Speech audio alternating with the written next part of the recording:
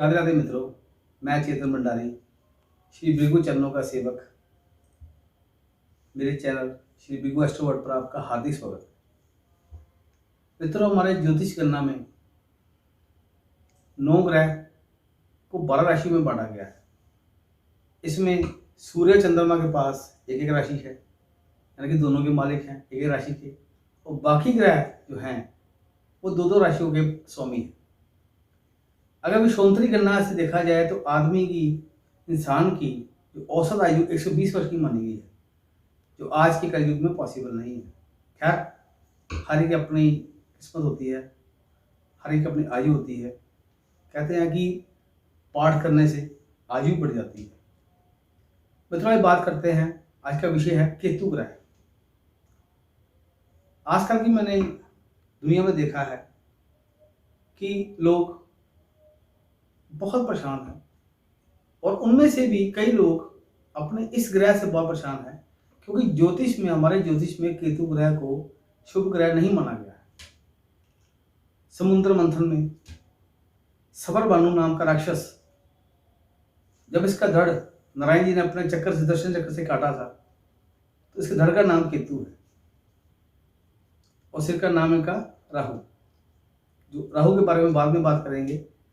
अमृतपान के समय जब सूर्य चंद्र पीछे खड़े थे, तो इसलिए दोनों की युति जब साथ में होती है तो चंद्र ग्रहण या सूर्य ग्रहण का इनका योग बन जाता है। चंद्र ग्रहण का ही योग बनता है वैसे, तो चंद्रमा ही पीछे खड़े थे इनके।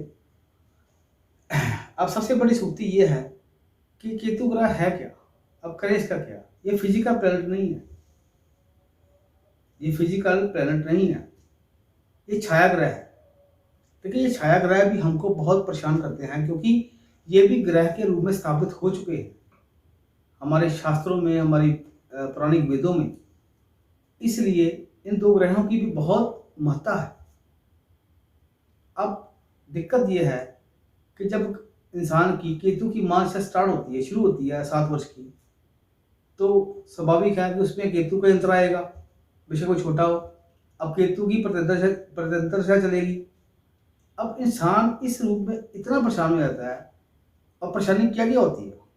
परेशानी ये होती है कि बंदे का, इंसान का अवसाद में चले जाना, उसकी मानसिक दशा बिगड़ जाना, डिप्रेशन मोड पे चले जाना।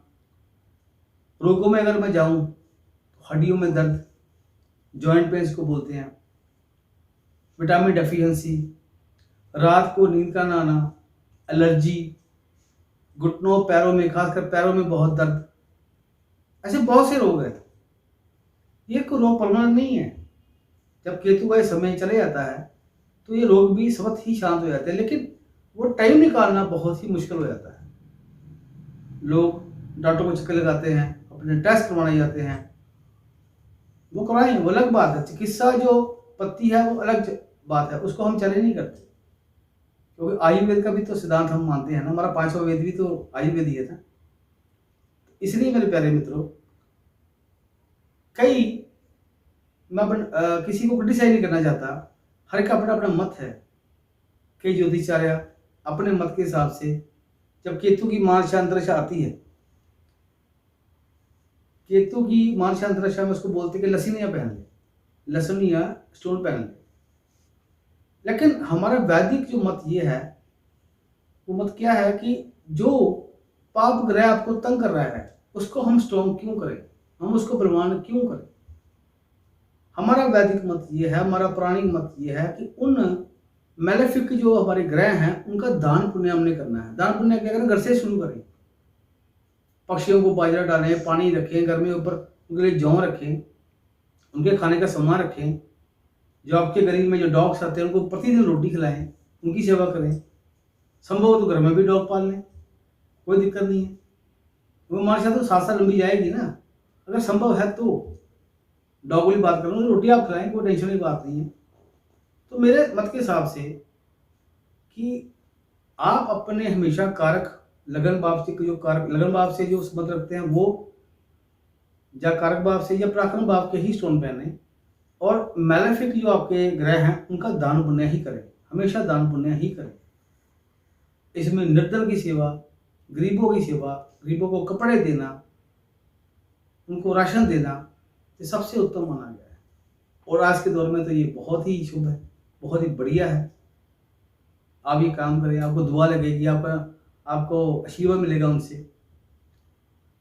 अब इसके अलावा हम सोचें कि हम इसके उपाय क्या करें। इसका उपाय बड़ा सिंपल है मेरे मित्रों। सबसे सिंपल ये है कि आप अश्वगंधा की जड़ ले लें। अश्वगंधा पौधा आपको किसी भी नर्सरी से मिल जाएगा। उसको बोले भाई 20-30 रुपये ले, मुझे उसकी जड़ दे दे। वो आपको जड़ काट के दे देगा। इतनी आप जड़ लो, घर में आकर गंगा जल पानी से स्नान कराकर, दुर्गा माँ हमारे गणपति मारे के आगे प्रार्थना करके, किसी सुनार के पास जाकर उसको बोले भाई मुझे इसको चांदी के लॉकेट में इसको डाल दे, और उसको दोबारा से गणपति के चरणों में लगाकर अपने गले में धारण कर लें। अगर ये मंगलवार को कर लें तो बहुत ही बढ़िया रहेगा, आपके लिए बहुत शुभ रहेगा। इस काल में इस केतु की जो महत्ता है, इस काल में हनुमान जी की आराधना और दुर्गा माँ की आराधना बहुत ही शुभ मानी गई है। हनुमान चालीसा, और आपको एक बार वो बता दूं, हनुमान जी का चालीसा का जो फल है वो तभी मिलता है जब हनुमान जी के चालीसे के पीछे, हनुमान चालीसा के पीछे जो राम जी की आरतियां पढ़ते हो, उसके बाद हनुमान जी की आरती पढ़ते हो, तब आपको शुभ फल की प्राप्ति होती है। अगर आप बहुत ज़्यादा इससे परेशान हो गए कि आपको नींद नहीं आ रही है, आपका सिर भारी हो गया है कि मैं क्या करूँ, एक्टिविटी बहुत हैवी हो गई है, तो मेरे प्यारे मित्रों, एक उच्च कोटि का, मैं बोलूँगा सर्वश्रेष्ठ पाठ है, उसका नाम है गजेंद्र मोक्ष। आपको आराम से मार्केट में मिल जाएगा, किसी भी पूजा सामग्री किताबों की दुकान से मिल जाएगा। उसके वर्जन आते हैं संस्कृत, नीचे हिंदी में आते हैं। आप हिंदी में पढ़िए, एक बार पढ़िए, ज़्यादा प्रॉब्लम है 2 बार पढ़िए, और यह दिक्कत है शाम के समय सूर्यास्त के बाद 5 बार लगातार पढ़िए। पहली बार 10 मिनट लगेंगे एक बार पढ़ने में, उसके बाद 5 पाठ पढ़ने में भी आपको सिर्फ आधा घंटा लगेगा, और उसके रिजल्ट इतने बढ़िया हैं कि आप सोच के हैरान हो जाएंगे कि भगवान की कृपा कैसे प्राप्त होगी।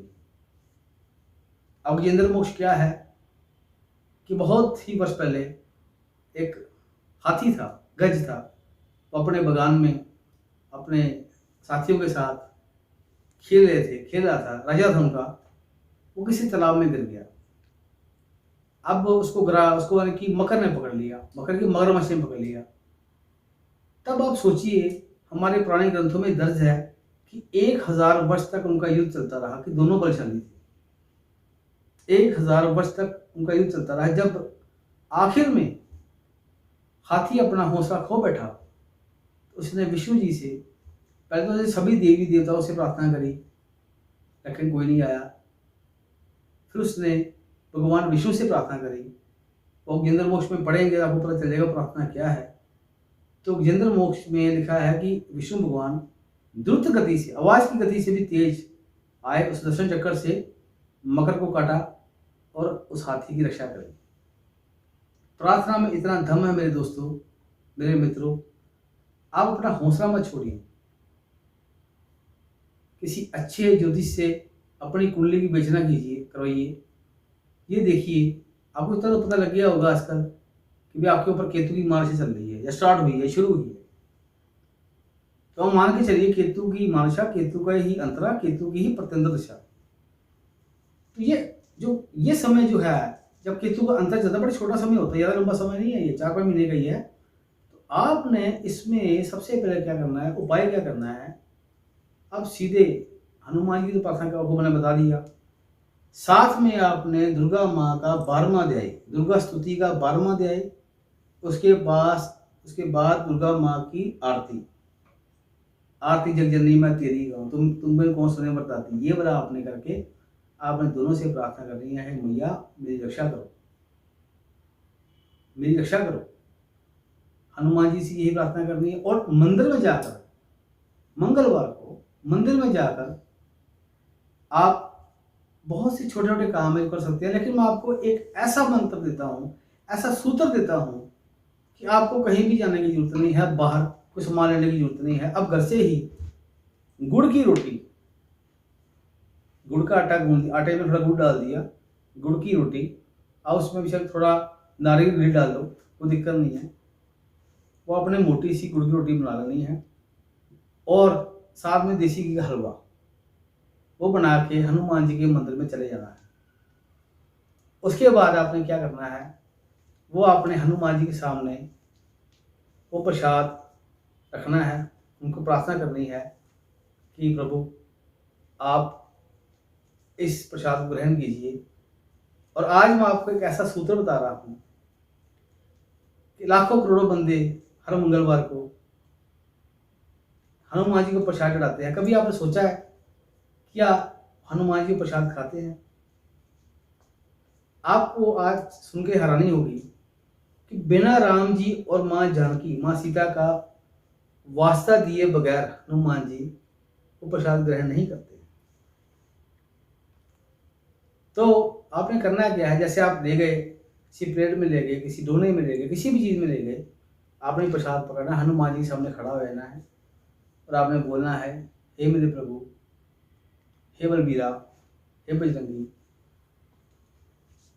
आपको राम जी का वास्ता, माँ जानकी का वास्ता, आप ये प्रसाद ग्रहण करें। आप इसको बोल गए, आपकी बहुत कृपा होगी। उसके बाद 5 मिनट बैठिए वहाँ पे, दुर्गा हनुमान चालीसा का पाठ कीजिए।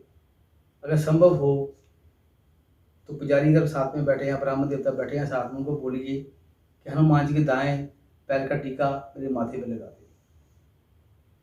बस आपने ये सरल सूत्र अपना लिया तो आप ये देखेंगे कि आपका ये छोटा सा समय कैसे निकल जाता है। फिर उसके बाद केतु की मासे लंबी चलती है, जब इसका अंतर से चेंज होएगी, महादशा चलेगी 7 साल, जब इसकी अंतरदशा में परिवर्तन आएगा, उसकी अगली अंतरदशा आएगी, तो आप देखेंगे आप में तब तक कितना फर्क पड़ चुका होगा। तो मेरे साथियों, मेरे मित्रों, आपने घबराना नहीं है। हाँ, इसके अलावा आप कानों में सोने की बालियां डाल सकते हो। केतु के लिए सोना बड़ा शुभ है। गले में सोने की चैन डाल सकते हो, जिसके लिए संभव है।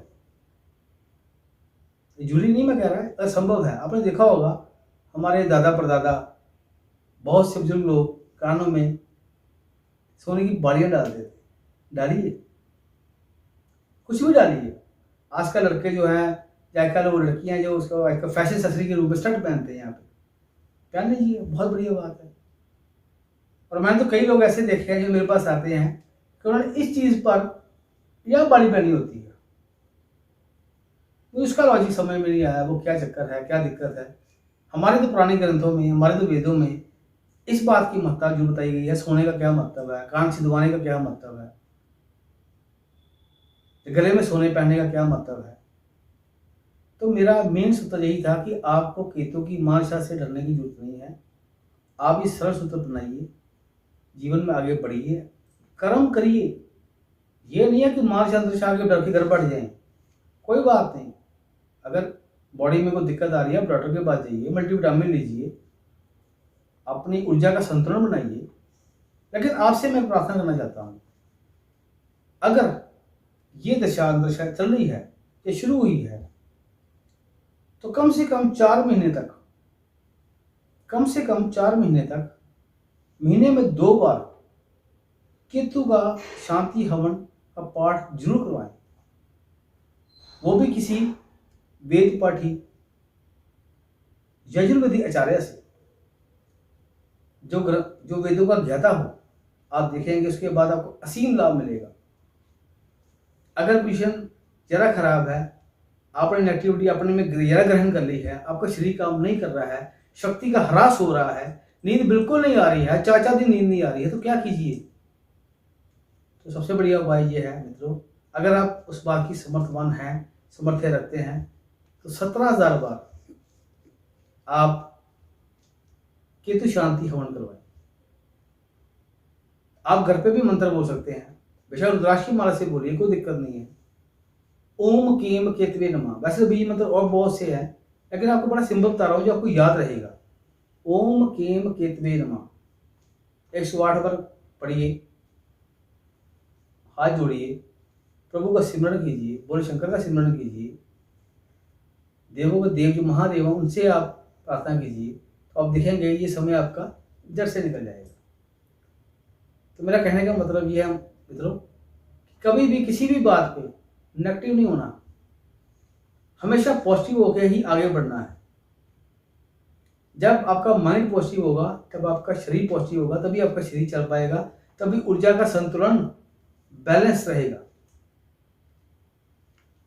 तो मित्रों, आज का विषय मुझे इसलिए जुड़ी लगा कि मैंने बहुत सी इस दौरान मैंने कुंडलियाँ चेक की है, जिसमें केतु की मार्च अंतरा चल रहा था, अंतरा भी चल रहा था केतु का। तो लोग एक तो लॉकडाउन की वजह से परेशान, एक इसकी परेशानी, मैं सबकी बात नहीं कर रहा, जिस पे जैसा चल रही है मैं उसकी बात कर रहा हूँ। तो अपनी कुंडली की विवेचना करिए, जब करवाइए, संभव हो तो मुझे आप व्हाट्सअप कीजिए, मैं आपको परामर्श दूंगा। बहुत जरूरी होने पर मुझे आप फ़ोन भी कर सकते हैं, कोई दिक्कत नहीं है। तो अंत में मित्रों मैं यही बोलूँगा, सरल सूत्र जो मैंने आपको बताए हैं वैदिक, बिना खर्चे के, बिना पैसे के, अपना बस ये सूत्र बनाकर अपने जीवन को सफल बनाइए, आगे बढ़िए। और अंत में आपको वही बात कहूँगा जो मैंने पीछे लिखी है, जो मेरा सूत्र भी है, भ्रम और वहम अब और नहीं, वैदिक उपायों के सिवा कुछ और नहीं। श्री राधे राधे मित्रों। आने वाले समय में राहु पे भी बात करेंगे, पितर ऋण पे बात करेंगे, पितर दोष पे बात करेंगे, काल सर्प दोष पे भी बात करेंगे। आपको एक छोटा सी बात बताता हूँ जाते जाते कि कई बार कुंडली में केतु की वजह से, केतु राहु की युति की वजह से काल सर्प दोष भी बन जाता है। वैसे तो काल सर्प दोष के बारे में बात करेंगे, वो बाद में बात करेंगे कि केतु के मानसा में अंतरा राहु का आ गया, तो वो भी बड़ी मुश्किल घड़ी होती है, उसका भी निवारण करना बड़ा जरूरी होता है।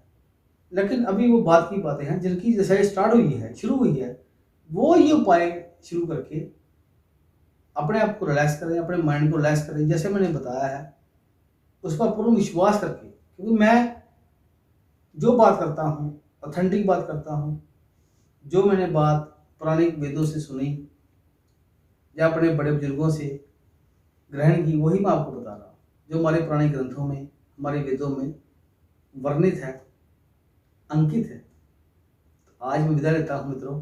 आशा है कि आज का टॉपिक आपको अच्छा लगा होगा, आपको रिलैक्स मिला होगा, कि घबराना नहीं है, बिल्कुल घबराना नहीं है।